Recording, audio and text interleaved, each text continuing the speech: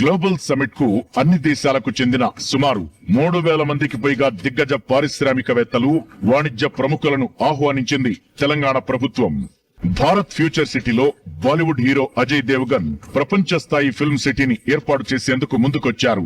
Global summit లోనే ఇందుకు సంబంధించి తెలంగాణ ప్రభుత్వంతో అవగాహన ఒప్పందం చేసుకోనున్నారు. ఇక ఇప్పటికే మరో బాలీవుడ్ నటుడు సల్మాన్ ఖాన్ కు ఫిల్మ్ సిటీ ఏర్పాటు కోసం ప్రభుత్వం ఇక్కడ భూమిని కేటాయించింది.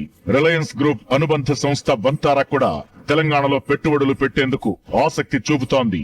వంతారా ప్రాజెక్ట్ రాష్ట్ర పర్యాటక రంగానికి కొత్త ఊపు ఇస్తుందని ప్రభుత్వం భావిస్తోంది. వీటితో పాటు విలాసవంతమైన క్యాటరింగ్ సేవలకు పేరుగాంచిన ఫుడ్లింక్ F&B హోల్డింగ్స్ కంపెనీ 3,000 కోట్ల పెట్టుబడితో ఫ్యూచర్ సిటీలో 3 స్టార్ హోటళ్లను నిర్మించనుంది.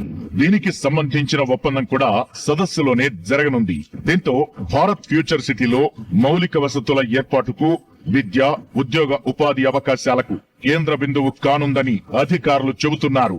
భారత్ ఫ్యూచర్ సిటీతో పాటు పరిసర ప్రాంతాల్లో ఇప్పటికే పెద్ద ఎత్తున రియల్ వెంచర్లు వెలవగా వచ్చే ఏడాది కాలంలో పెద్ద ఎత్తున నివాస వాణిజ్య ప్రాజెక్టులు రానున్నాయని నిపుణులు అంచనా వేస్తున్నారు.